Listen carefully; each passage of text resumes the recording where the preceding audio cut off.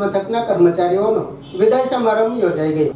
Sihor police મથકમાં ફરજ બજાવતા કર્મચારી શ્રી હરેશભાઈ છગનભાઈ મહેતા તથા પ્રેમજીભાઈ સગરામભાઈ મકવાણા વયમર્યાદાના કારણે નિવૃત્ત થતા તેમનો વિદાય સમારંભ પોલીસ વડાની ઉપસ્થિતિમાં યોજાઈ ગયો, જેમાં પોલીસ સ્ટાફ સાથે સ્નેહીજનો જોડાયા હતા।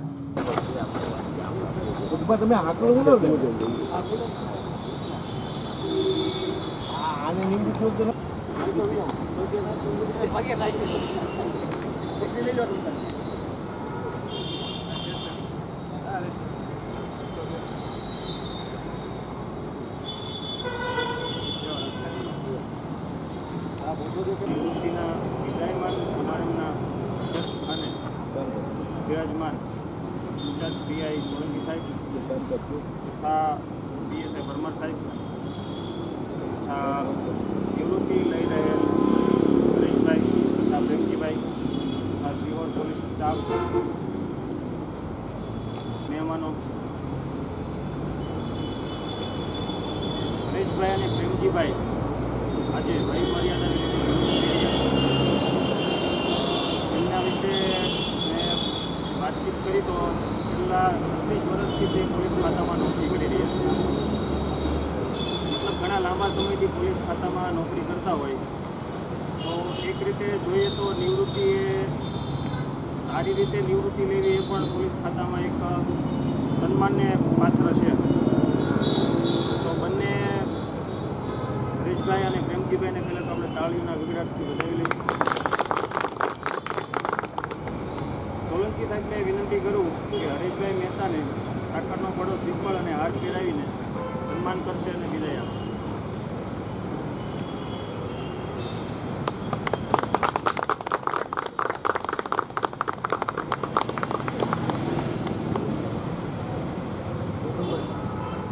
પ્રેમજીભાઈને સાકરનો પડવો અને શ્રીફળ આપીને સન્માન કરશે અને વિદાય આપશે। દિલીપસિંહ ગોહિલને વિનંતી કરું કે તેઓ પ્રેમજીભાઈને હાર પહેરાવીને સન્માન કરશે અને વિદાય આપશે।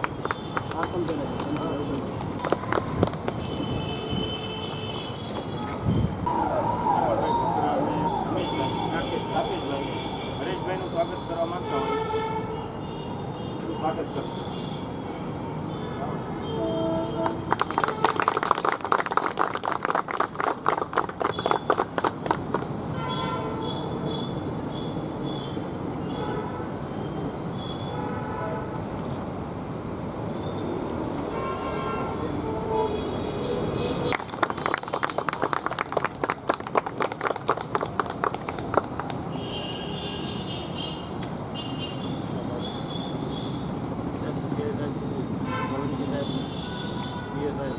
પરમાર સાહેબ નિવૃત્ત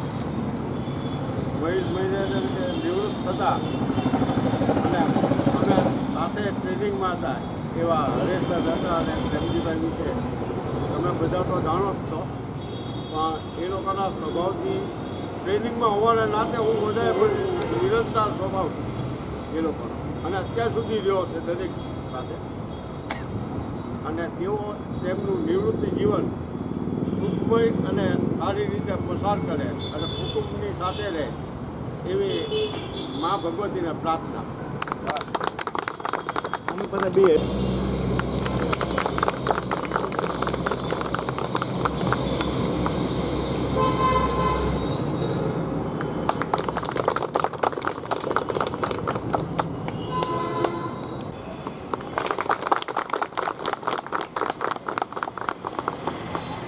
આભાર સોલંકી સાહેબ। પરમાર સાહેબને વિનંતી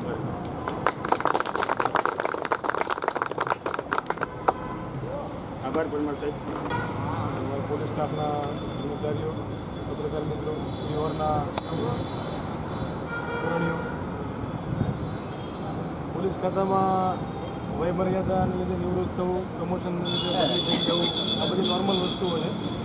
આપણી વચ્ચે આજે બે સિનિયર એએસઆઈ નિવૃત્તિના લીધે આપણે બધા આવી રહ્યા છીએ, હરેશભાઈ અને પ્રેમજીભાઈને સાથે અહીંયા નોકરીમાં ખૂબ ઓછો ટાઈમ મળ્યો। પ્રેમજીભાઈને તો છેલ્લા થોડાક સમય પહેલાં જ બદલી થઈને અહીંયા આવ્યા હતા। હરેશભાઈને સારો એવો લાભ આપ્યો છે અમે, અને જાનીભાઈએ જે વાત કરી કે મુક્ત થવાની વાત છે નિવૃત્તિ થયા પછી, તો હું એવું નથી માનતો. આપણે કોઈને મુક્ત નથી થવા દેવાના. આપણે એને વારંવાર અહીંયા બોલાવતા રહીશું, એનો ઉપયોગ કરતા રહીશું. યંગ જનરેશન જે નવી પોલીસ ડિપાર્ટમેન્ટમાં આવે છે એને કેવી રીતે નોકરી કરવી, તમે જે લોકોએ ભૂતકાળમાં નોકરી કરી છે, ભૂતકાળમાં જે તમને અનુભવ થયા છે, કયા સમયે કયા નિર્ણયો લેવા, કયા સમયે કેવી રીતે પબ્લિકની વચ્ચે કામ કરવું, એ યંગ જનરેશનને શીખવાડવાની ખાસ જરૂર છે. તો તમારા જેવા સિનિયર એએસઆઈ છે તો એને આ બધી વસ્તુનું નોલેજ છે કે પોલીસ ડિપાર્ટમેન્ટમાં કયા સમયે કેવી રીતે કામ કરવું. આ બધું નોલેજ અમે એવું ઈચ્છીએ છીએ કે તમે યંગ જનરેશનને, આવનારી પેઢીને પણ શીખવાડો.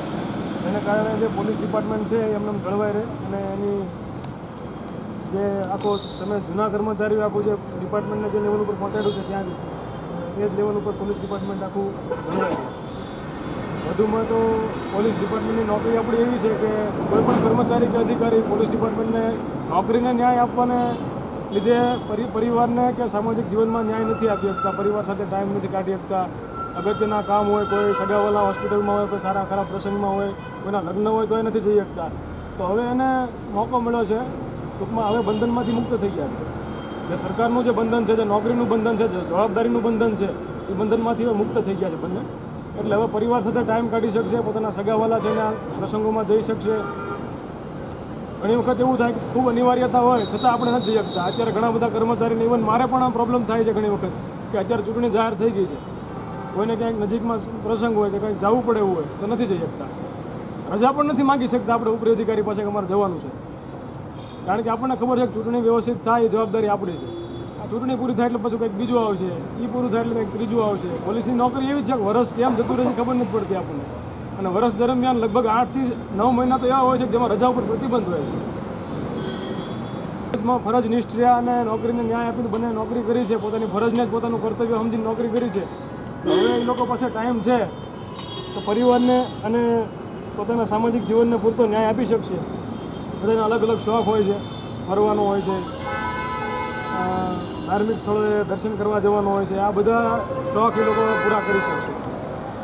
અને મારી પણ એમને બંનેની સલાહ છે કે તમે લોકો પણ રિટાયર થયા પછી પોલીસ ડિપાર્ટમેન્ટથી અલગ ના પડી જાઓ. જાનીભાઈ છે એની ટેવ મને ખૂબ ગમે છે, રિટાયર થઈ ગયા પણ રોજ પોલીસ સ્ટેશન એક વખત મને જોવા મળે, કંઈ ને કંઈ કામ લઈને આવે, બધાને મળે, વાતચીત કરે. તો આખું એક જીવન છે એ તમારું જીવંત રહે છે. એટલે તમે અલગ થઈ ગયા પછી એ તમારે સ્વભાવ બધું પોલીસનું જ હોય છે, પણ વારની દુનિયામાં સેટ થતાં વાર લાગે તમને. એટલે હું એવું ઈચ્છું છું કે તમે પોલીસ સાથે જોડાયેલા જ રહો, પોલીસ સ્ટેશન આવતા રહો. અમારે જ્યાં જરૂર પડે ત્યાં અમે તમારો ઉપયોગ કરતા રહીશું. અમારી તમને કાંઈ જરૂર પડે તો પણ ગમે ત્યારે અમને યાદ કરજો. અમે તમારા પરિવારના સભ્યો જ છીએ, બરાબર. રિટાયર થઈ ગયાનો મતલબ નથી કે પોલીસ ડિપાર્ટમેન્ટથી આપણે અલગ પડી ગયા છીએ. અને ખૂબ લાંબુ આયુષ્ય ભોગવો અને તંદુરસ્તીથી જીવન જીવો એવી શુભેચ્છા.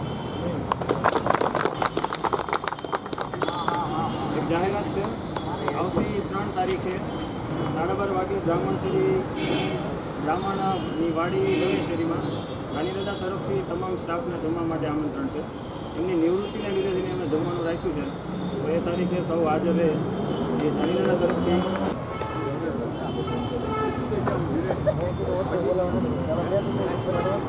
બે વિદેશ રહેતા હશો ને?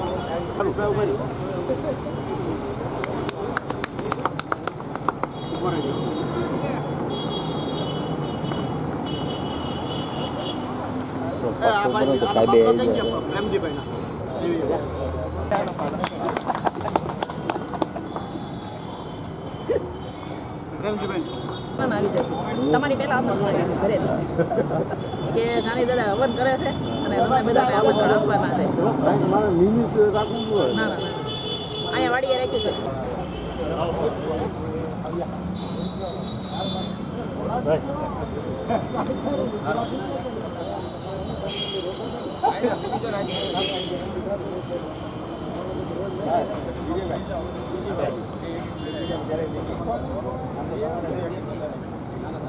ઘરે બોલ નરભા ભરે નરભા બે સમજો તમે રાત બનાવો છો, બે ને એક જ પહેરાવો. બહાર રાખજો. ઓકે રાજભા.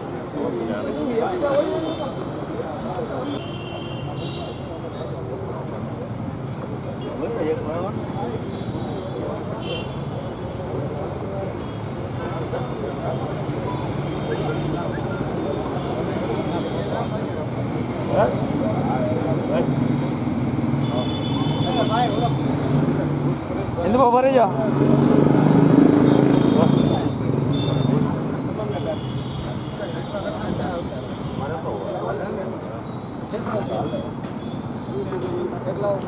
અશોક છે અનપા અશોક છે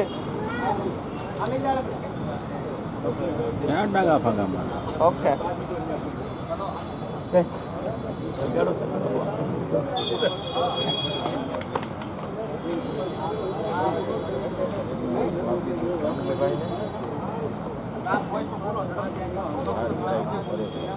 એનો પગાર આપે નમસ્કારમાં કામમાં કેટલા જઈએ